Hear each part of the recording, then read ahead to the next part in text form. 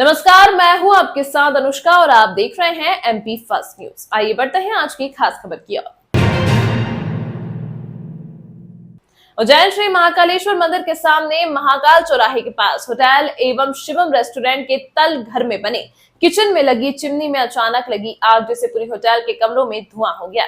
Fire brigade की team द्वारा आग पर काबू दूसरी मंजिल की छत पर लगी चिमनी में पाइप डालकर पाया गया। गनीमत है कि किसी की हताहत होने की सूचना नहीं है। मौके पर पहुंची दमकल की गाड़ियों की मदद से आग पर कुछ ही देर में काबू पा लिया गया है। थाना महाकाल पुलिस बल मौके पर मौजूद था, जो आगजनी की जांच में प्रशासनिक एवं फायर एक्सपर्ट्स के साथ जुटा हुआ है। बताया जा रहा है कि लगातार प्रयोग करने के बावजूद चिमनी की सर्विस कारण होती है, उसमें से गंदगी को साफ करना होता है, लेकिन लापरवाही पूर्वक किचन में लगी चिमनी की सफाई किए बगैर काम किया जा रहा था, जिसकी वजह से यह आग की घटना हुई है। प्रशासन में जांच के बाद दोषी पाए जाने पर संचालक के खिलाफ कार्रवाई की बात कही है। रमजान का मुबारक महीना इबादत करने और नेकियां कमाने का है। माह रमजान में हर कोई अपने गुनाहों यानी पापों से तौबा प्रायश्चित करना चाहता है। रमजान मुबारक के मौके पर सर्वधर्म कौमी एकता समिति उज्जैन के बैनर तले भैरूगढ़ जेल में रोजा इफ्तार का कार्यक्रम किया गया। समिति के अध्यक्ष फहीम सिकंदर ने बताया कि जेल में कैदी बंदियों ने रोजा रखा है और आपने माबूद को याद किया। इस्लाम में जो कोई किसी रोजगार को रोजा इफ्तार कराता है तो उसे रोजा रखने वाले के बराबर सवाब मिलता है। इस दौरान कैदियों ने अपराध से दूर रहने का संकल्प भी लिया। कार्यक्रम में सभी अतिथियों का साफा बांधकर मेमेंटो भेंट कर सम्मान किया गया। कार्यक्रम की अध्यक्षता मुफ्ती जुनेद साहब ने की। मुख्य अतिथि जेल अधीक्षक श्री मनोज साहू साहब थे। विशेष अतिथि जेलर श्री डावर साहब, डिप्टी जेलर श्री मालवी जी, डिप्टी जेलर श्री गोयल जी, सेवाधाम आश्रम से श्री पाटीदार जी रहे। सतीश तिवारी जी और रवि शिखरवार जी भी मौजूद रहे। सभी ने अपने उद्बोधन में तमाम बंदी भाइयों को कभी जेल में नहीं आने की हिदायत दी। अपने समाज के लिए, शहर और देश प्रदेश के विकास के लिए हमेशा काम करना चाहिए। सभी ने मिलकर एक साथ इफ्तियारी ली और रोजा खोला। ये सर्वधर्म कौमी एकता समिति के तत्वाधान में आयोजित ये रोजा इफ्तार का प्रोग्राम, जो मुसलसल 27-28 सालों से हम लोग यहाँ पर कराते आ रहे हैं, वो चूँकि 16वां रोजा है और आज जेल परिसर के अंदर रोजा इफ्तार का कार्यक्रम हुआ। और इसमें जेल अधीक्षक श्री मनोज साहू साहब और जेलर साहब हमारे डावर जी, मालवी जी और गोयल जी, इन तमाम को साफा बांधकर इनका इस्तकबाल भी किया गया, क्योंकि हमेशा वो सहयोग प्रदान करते हैं। इस माह मुबारक रमज़ान के चलते रोज़ा इफ्तार का प्रोग्राम होता है। इसके साथ साथ हमारे बीच में हमारे मेहमान खुसूसी जो ख़ास अपना रमज़ान का जो मकसद, जो बंदियों के साथ में जो रोज़ा इफ्तार करने का जो मकसद था, उसमें मुफ्ती जुनेद साहब वहाँ पर उसमें तशरीफ़ फरमा हुई थी उनकी, और उन्होंने अपने उद्बोधन में कहा था कि जिस तरह से बुराई के चलते हम यहाँ पर जेल के अंदर आ जाते हैं, तो इस तरह की कोई नौबत नहीं आए। और उनको ये संकल्प दिलाया कि जो लोग गुनाह करते हैं उसकी बराबर से माफ़ी मांगी जाए, और जो लोग बदले की भावना रखते हैं उस बदले की भावना को दूर करते हुए सबको माफ़ करने का मामला करें और कभी दोबारा जेल की सलाखों के बीच में नहीं आना पड़े, ऐसा काम करें। आपको पूरा नाम? फहीम सिकंदर, सर्वधर्म कौमी एकता अध्यक्ष। श्री महाकालेश्वर मंदिर में धुलेंडी की सुबह मंदिर के गर्भगृह में भस्म आरती के दौरान गुलाल फेंकने के कारण आग लगने की घटना के बाद मंदिर प्रबंध समिति की आपातकालीन बैठक बुलाकर रंग पंचमी के लिए कड़े निर्णय लिए गए हैं। वहीं आग लगने से घायल सभी लोगों को मंदिर समिति की ओर से 1-1 लाख रुपए आर्थिक सहायता देने का निर्णय लिया गया है। श्री महाकालेश्वर मंदिर में सोमवार को धुलेंडी पर्व पर भस्म आरती के दौरान गुलाल फेंकने के कारण आग लग गई थी। आग की चपेट में आने से पुजारी सहित 14 लोग घायल हुए हैं, जिनका इलाज इंदौर में चल रहा है। घटना के बाद कलेक्टर ने 2 सदस्यीय जांच समिति बनाकर 3 दिन में रिपोर्ट देने के निर्देश दिए। समिति जांच कर गुरुवार को अपनी रिपोर्ट कलेक्टर को सौंपेंगे। कलेक्टर की अध्यक्षता में मंदिर प्रबंध समिति की आपातकालीन बैठक शाम 4 बजे बुलाई गई। बैठक में मंदिर की सुचारू व्यवस्था करने के संबंध में कई तरह के निर्णय लेने के लिए चर्चा हुई। मंदिर समिति के प्रशासक संदीप सोनी ने बताया कि बैठक में आगजनी की घटना में घायल हुए सभी लोगों को 1-1 लाख रुपए आर्थिक सहायता देने का निर्णय लिया है। वहीं 30 मार्च को रंग पंचमी के अवसर पर मंदिर में भगवान महाकाल को अर्पित करने के लिए मंदिर समिति द्वारा भस्म आरती के साथ ही अन्य आरती के दौरान पुजारी को 1 लोटा केसर के रंग उपलब्ध कराया जाएगा। आज श्री महाकालेश्वर प्रबंध समिति की बैठक माननीय कलेक्टर महोदय की अध्यक्षता में रखी गई थी, और उसमें जो मुख्य निर्णय लिए गए, जो घटना घटित हुई है होली के दिन, उसमें हमारे पंडित पुजारी सहायक का इलाज, सभी का इलाज इंदौर में चल रहा है। और प्रबंध समिति ने निर्णय लिया है कि उनको आर्थिक सहायता के रूप में 1 लाख रुपए प्रति व्यक्ति सहायता राशि मंदिर प्रबंध समिति के द्वारा दी जाए।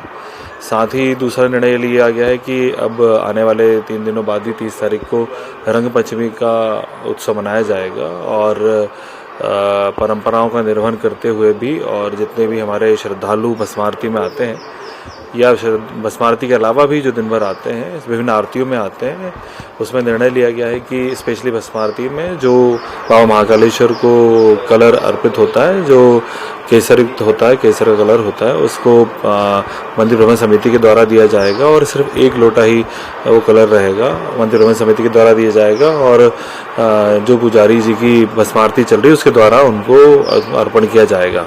साथ ही चाहे वो गर्भगृह हो, गलियारा हो, गणेश मंडपम, कार्तिक मंडपम या पूरा मंदिर परिसर, सभी में किसी प्रकार के रंग गुलाल को या किसी प्रकार की सूखा गीला कलर पूर्णतः प्रतिबंधित रहेगा। भस्म आरती में चूँकि पूरी ऑनलाइन टिकटिंग होती है, उनकी चेकिंग 12 बजे शुरू होती है, उनको मैसेज भी जाएगा कि किसी प्रकार का कलर गुलाल प्रतिबंधित है। प्रॉपर चेकिंग के बाद ही उस सभी को एंट्री दी जाएगी, चाहे वो श्रद्धालु हों, हमारे मंदिर के कर्मचारी हों, सिक्योरिटी हो, हाउसकीपिंग हो या पंडित पुजारी या उनके प्रतिनिधि, जो उस परिसर में किसी प्रकार का रंग पंचमी पर किसी प्रकार का कोई कलर गुलाल उपयोग नहीं कर पाएंगे। ये 2 महत्वपूर्ण निर्णय आज प्रबंध समिति में लिए गए हैं। सर, मंदिर के गर्भगृह में पुजारियों के प्रवेश को लेकर किस प्रकार का ID कार्ड या दृष्टि की गई है? पूर्व में आप सभी को विदित है कि ये प्रबंध समिति का ही निर्णय है कि जो जिन लोगों को, जिन पुजारी या पुरोहित या उनके प्रतिनिधियों को मंदिर प्रबंध समिति के द्वारा ID कार्ड्स इशू किए गए।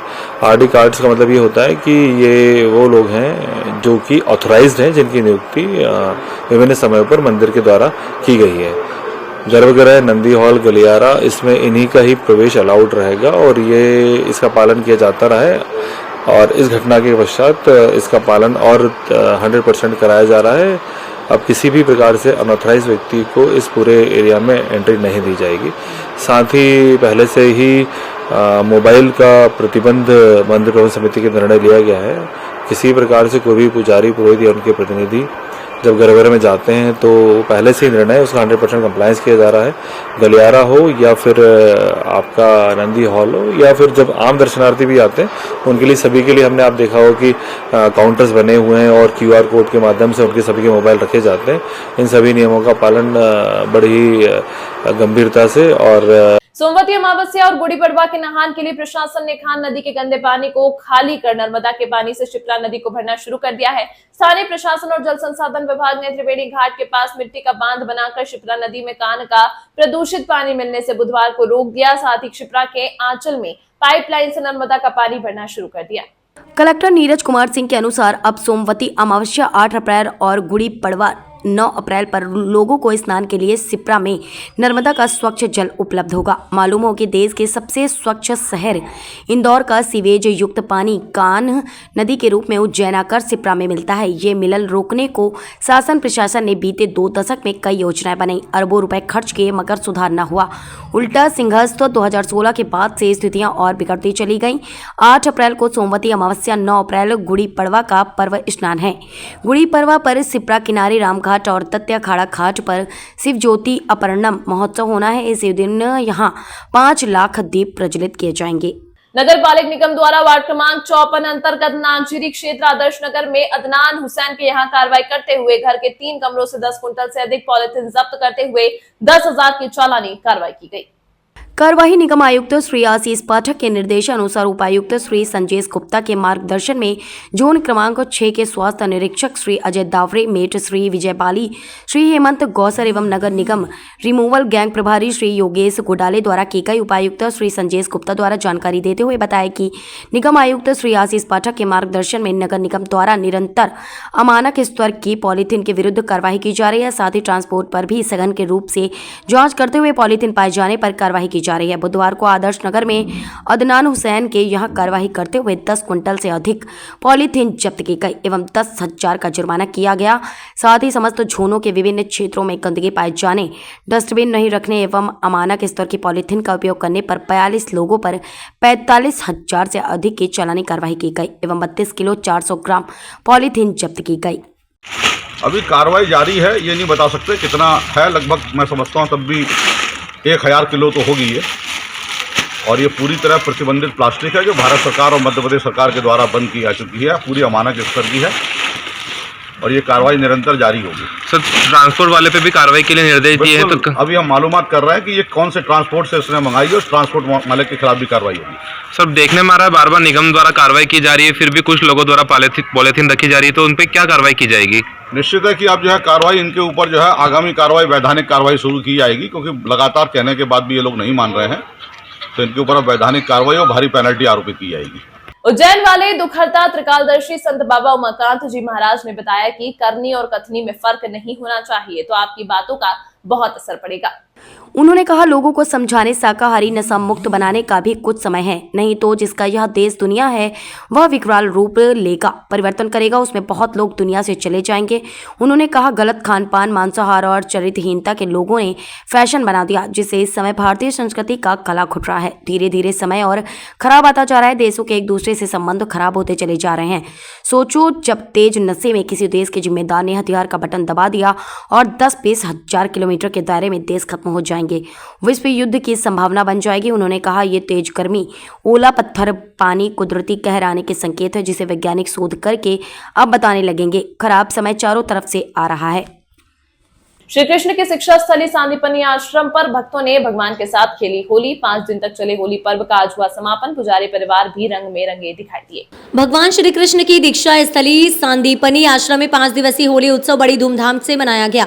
भगवान श्री कृष्ण के साथ ही भक्त 5 दिन तक हर्बल गुलाल और फूलों से होली खेलते हैं, जिसके चलते आज पुजारी परिवार द्वारा फाग उत्सव महोत्सव मनाया गया। महिलाएं फाग के गीत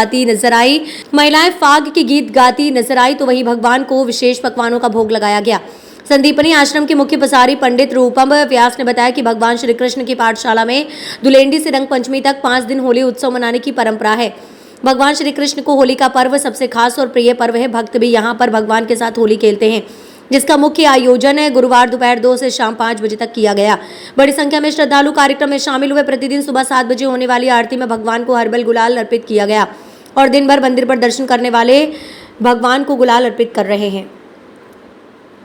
ये आज पूरा ब्रज बना हुआ है, हमारे उज्जैन अवंतिका नगरी पूरे ब्रज की रसिया की बनी हुई है, क्योंकि भगवान कृष्ण की शिक्षा स्थली है और भगवान कृष्ण का जो संबंध होता है वो रास से होता है और रास का संबंध भगवान श्री कृष्ण से होता है और कहीं रास की परंपरा ही नहीं है। इसलिए भगवान कृष्ण ने पूरे एमपी के अंदर, पूरे मध्य प्रदेश के अंदर एकमात्र अपना स्थान बनाया है। यहाँ भगवान 64 दिन में 64 विद्या 16 कलाओं का ज्ञान प्राप्त किया है, क्योंकि फाग उत्सव का बड़ा महत्व है। भगवान हमारे यहाँ दुलेंडी से लेके तो रंग पंचमी तक भगवान को 5 दिन होली खेली जाती है और मुख्य आयोजन आज होता है तीज के दिन। यहाँ पर भगवान को हर्बल गुलाल और होली खेली जाती है, भगवान के साथ में फूलों के साथ होली खेली जाती है। साथ ही हम लोग भगवान को ग्वाल बाल के रूप में श्रृंगार करते हैं। आप स्वयं देख रहे हैं कितने लोग श्रद्धालु आ रहे हैं, बाहर से आ रहे हैं, उज्जैन से भी आ रहे हैं, बाहर से भी आ रहे हैं और खूब आनंद ले रहे हैं और जय कन्हैया लाल की बोल रहे हैं। तमाम महत्वपूर्ण खबरों के लिए देखते रहिए MP फर्स्ट न्यूज।